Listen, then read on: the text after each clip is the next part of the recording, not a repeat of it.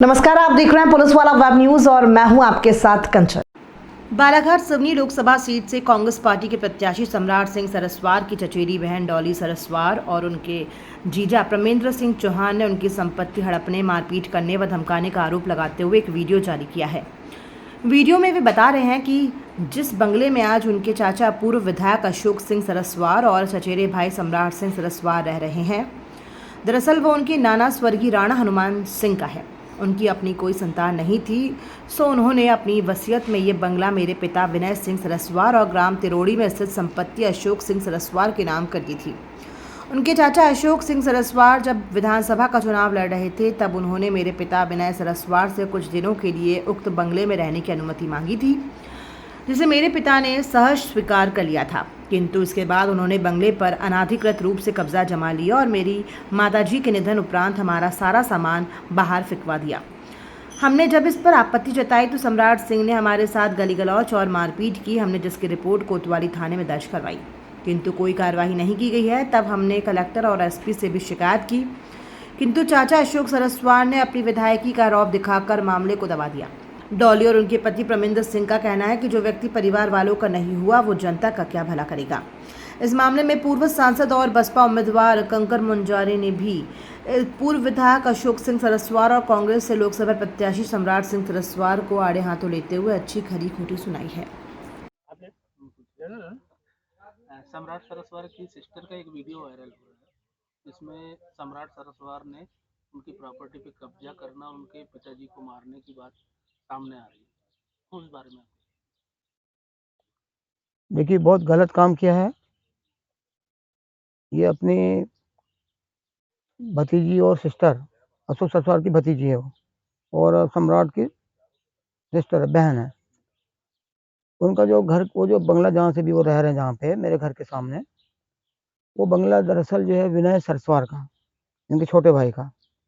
इनके नाना जो थे राणा हनुमान सिंह, उनके तो कोई संतान नहीं थी, तो इसलिए इन्होंने वो बंटवारा कर दिया था कि भाई दोनों के बीच में। सरस्वार को दिया तिरोड़ी की प्रॉपर्टी, इनको विनय को दे दिया यहाँ का घर। तो जब ये पहली बार चुनाव लड़ने आया तो इन्होंने बोला कि भाई मैं चुनाव लड़ रहा हूँ बालाघाट विधानसभा से, तो मेरे को यहाँ चुनाव लड़ने के लिए घर चाहिए। उन्होंने कहा दे दो, ले लो आप। बस जब से उन्हें पकड़ा, कब्जा किया है, तो नहीं छोड़ रहे थे, तो वो गए बताने, उनके भाई बोलने गए, उनके भाई भी गए, उनके दामाद भी गए, उनकी पुत्री भी गई डॉली सिंह, और उनके दामाद का नाम है प्रमेंद्र सिंह। तो सम्राट सिंह ने और अशोक सरस्वार ने, दोनों ने उसको मारपीट की, गाली गलौज भी की, बहुत खराब। तो उनकी उन्होंने रिपोर्ट लिखाई है बालाघाट कोतवाली में। पुलिस ने रिपोर्ट तो लिख ली है, लेकिन उसके खिलाफ में आगे कार्रवाई नहीं कर रही है, दबाव में, प्रभाव में।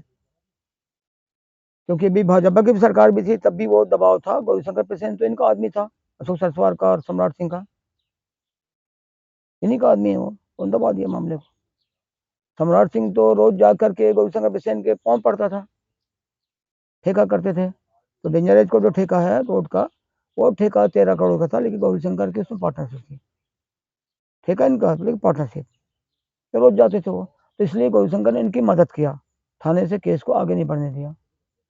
ये दानवीर की बात करते हैं, हमने बोला सर कि कैमरे में जाके देखिए कि आपकी उन लोगों ने हमारे साथ क्या किया है, तो उन्होंने ये बोला कि ये सब झूठ बोल रही है, इसके पापा भी झूठ बोल रहे हैं, इसके हस्बैंड भी झूठ बोल रहे हैं। फिर मैंने बोला कि सर वहाँ कैमरे लगाए हैं, वहाँ कैमरे में आप जाके चेक करिए। स्टेट भाई घर की लड़की थी, हमने शादी कर दी, अब वो अपना देखे, अब ये प्रॉपर्टी तो हमारी जॉइंट की है, मतलब ये समाज को दिखाना चाहते हैं कि ये प्रॉपर्टी हमारे जॉइंट की है, तो हम आपस में निपट लेंगे। जो भतीजा अपने चाचा का नहीं हुआ, जो बड़ा भाई अपने छोटे भाई का नहीं हुआ, वो जनता का क्या होगा। आप इसी से समझ लीजिए, जो अपने परिवार का नहीं है, वो परिवार के बाहर आम जनता का क्या होगा। डॉली सिंह चौहान, प्रमेंद्र सिंह चौहान की वाइफ हूँ। मेरे पिता विनय सिंह सरस्वार हैं। प्रथम राणा हनुमान सिंह जी की थी, जो मेरे ग्रैंडफादर थे। उन्होंने मेरे पिताजी को अपनाया था, उन्हीं के सारे वो काम करते थे, मेरे फादर विनय सरस्वार जी। तो हमारे जो ग्रैंडफादर थे राणा हनुमान सिंह जी, उन्होंने मेरे पापा को ये वसीयत से, ये बालाघाट सर्किट हाउस रोड का जो बंगला है, वो उन्होंने उनको वसीयत से लिखा था। गवाह में अशोक सरस्वार जी के गवाह हैं, और जब 2016 से मेरी मम्मी नहीं रही तो वहाँ हमारे मम्मी का बेडरूम था, मम्मी पापा का, तो उन लोगों ने वहां से सामान हटा के हमारे नक्सी के घर में सम्राट ने फिकवा दिया था। फिर पापा हमारे विनय सरस्वार जी वो गए, उन्होंने उनसे प्यार से बात किया। फिर हम उनके नाम की नेम प्लेट थी, हमारे पिताजी के नाम की जो नेम प्लेट लगाए उन्होंने, नई नेम प्लेट, तो उसको उन्होंने रातों रात तोड़वा दिया सम्राट सरस्वार ने। और फिर हम प्रकाश चतुर्मोता जी हैं, उनके घर हम बैठे थे, तो वहां हम चाय वगैरह पी रहे थे, तो हमको किसी ने बताया कि कोई आपके घर में वहां तोड़ा ताड़ी कर रहा है। तो मैं और मेरे पिताजी गए। मेरे पापा ने बोला कि आपने नेम प्लेट क्यों तोड़वाई और सामान भी फिकवा दिए, भैया ये आपको अच्छा नहीं लगता, आप ऐसा मत करिए। तो उन्होंने मेरे पापा के साथ बहुत अभद्र व्यवहार किया, धक्का दिया। तो मैंने बोला तो उन्होंने मेरे ऊपर हाथ उठाया, अशोक सरस्वार जी ने। जैसे ही उन्होंने हाथ उठाया तो मैंने घबरा गई मैं, और मैंने अपने हस्बैंड को फोन किया। तो भाग्य से ये रास्ते में थे तो ये स्पीड में आए। फिर प्रकाश चतुर्मोता जी भी आ गए, फिर मेरे मामा वगैरह सब आ गए वहाँ पे, छोटे मामा। एफआईआर लेने को तैयार नहीं हो रहे थे थाने वाले। हम लोग फिर अड़े कि अगर आप एफआईआर नहीं लेते हो तो उसका कारण बताइए कि एफआईआर क्यों नहीं ले रहे। तो कम से कम हमको आधा पौन घंटा जो कोतवाली थाना वाला था तो वहाँ इंतजार करना पड़ा। हम लोग हटे नहीं वहां से। फिर जब शायद थानेदार साहब को भी लगा हुआ कि नहीं इस मैटर सेंसिटिव है, तो फिर उन्होंने एफआईआर लिखी है। तो इनके नाम पे एफआईआर भी दर्ज है। वो हमारी हिना दीदी ने बहुत मदद की।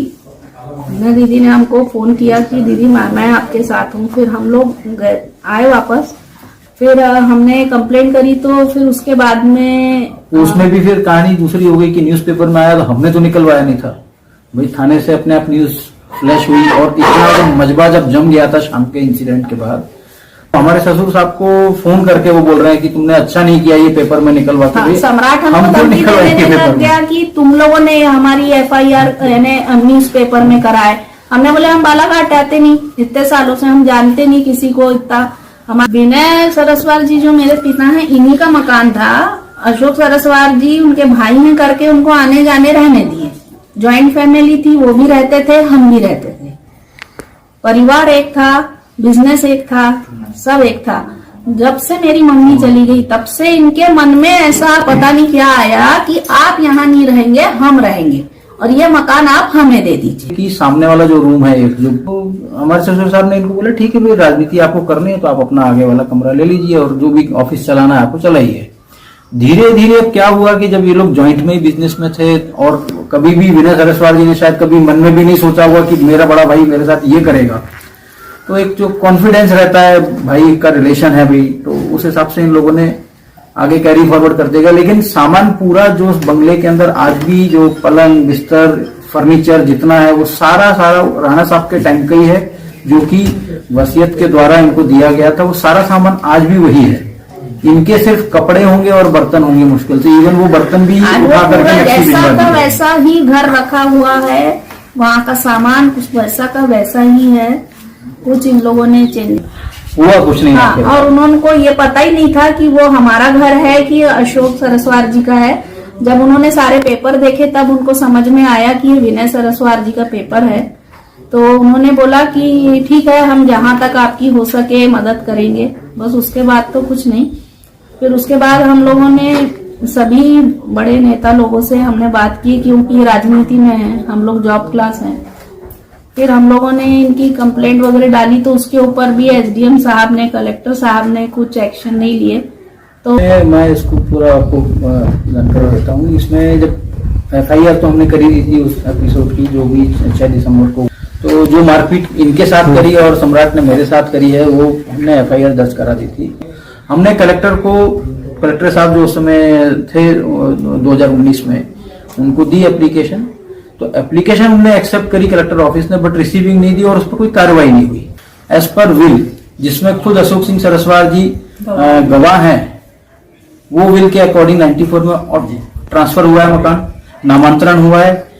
जो नगर पालिका का टैक्स है वो उनके नाम पे है, वो पूरा जमा कर रहे हैं, उसकी सारी रसीदें हैं हमारे पास।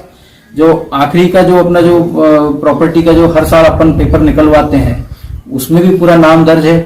तो यहाँ पे प्रॉपर्टी डिस्प्यूट ही नहीं है कि प्रॉपर्टी किसके नाम पे है। सर इन लोगों का सीधा सीधा ये है कि इनका सिर्फ हमको डोमिनेट करना, ये एक लड़की है और एक ये मेरा छोटा भाई है, ये दब जाएंगे करके वो दबा के हमको यानी व्यवस्था करके इनने एक बार 2021 की बात है, अशोक सरस्वार जी ने 2 गाड़ी भर के कुछ लोगों को भेजा, अपने फ्रेंड्स लोगों को। उनके कोई फ्रेंड्स आए थे, हमारे बीच वाले ताऊ जी भी थे उन्हीं के साथ में। तो उन लोगों ने रात में आए, उन लोगों ने हमारा घर वगैरह देखे और बैठे हमारे साथ और बोले कि तुम ये मकान हमको दो। तो हम हमारे मैं और मेरे पापा अकेले थे। फिर हमने फोन करके हमारे मामा जी को बुलाया कि मामा जी जल्दी आइए कि क्योंकि 2 गाड़ी भर के लोग आए हैं। तो हमारे पापा से उन्होंने इस बात पे विवाद किया। तो उन्होंने बोला कि नहीं, मैं ये मकान तुम लोगों को देना नहीं चाहता। मैंने अशोक भैया को आने जाने रहने दिया।